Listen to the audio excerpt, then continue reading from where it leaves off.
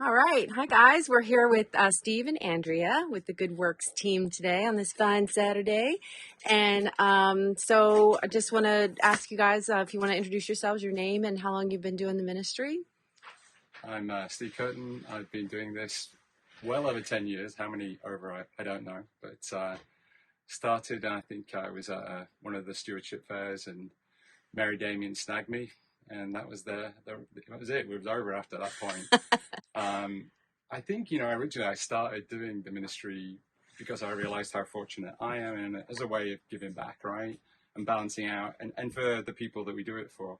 But as Andrea and I were chatting before, the reason I've stayed is the people that I've met here. The friendships we've made, the laughs we have, the mistakes we made, how we fix them.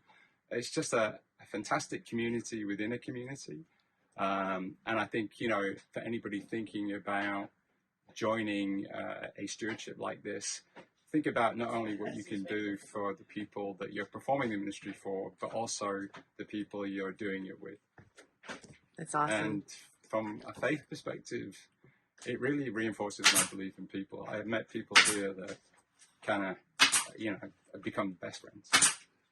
Awesome. Thanks, Steve. Appreciate it.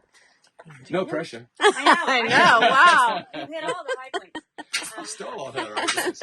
Andrea Bell, and I've been doing this more than 10 years. Sometimes my husband can join us. Sometimes he works. We first found the ministry at one of the original stewardship fairs, and John Irwin and Mary Damien were there wearing tool belts.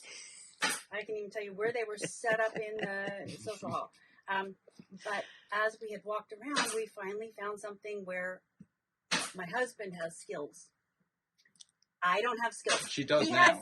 After 10 years, she has skills. I do now. Yeah. But it was something that we really felt like this is something we can contribute somewhat significantly to. And he is my coach a lot of times when he's not here. Mine too. He gets the calls at work saying, okay, well, how do I do this?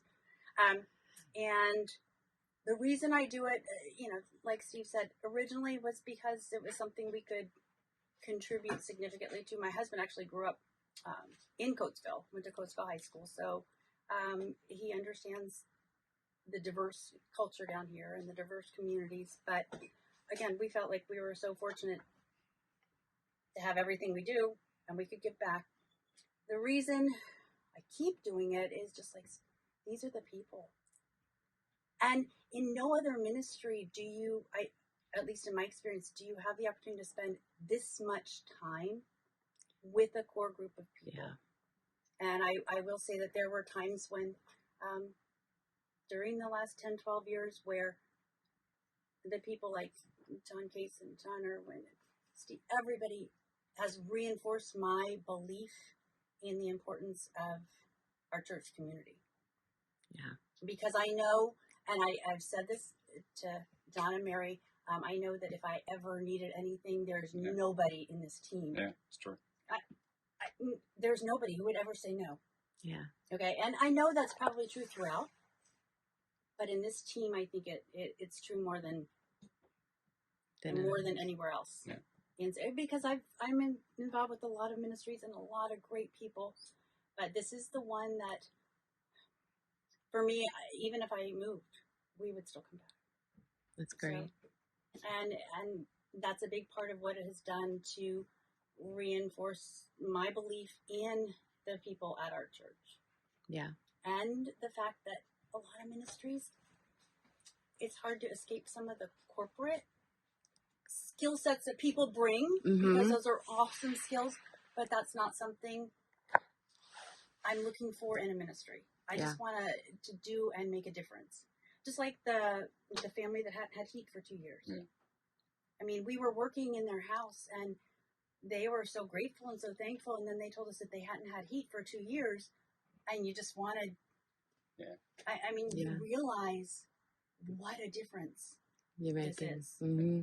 Yeah. And I love the point. Thank you for making the point that you don't have to know what to do. People will tell you. They'll coach you. Yeah. You don't have to be handy. I know you. So I take good instruction. And the people here who do know and have the skills are so kind and patient, and we'll say, well, are you sure you really want to do it that way?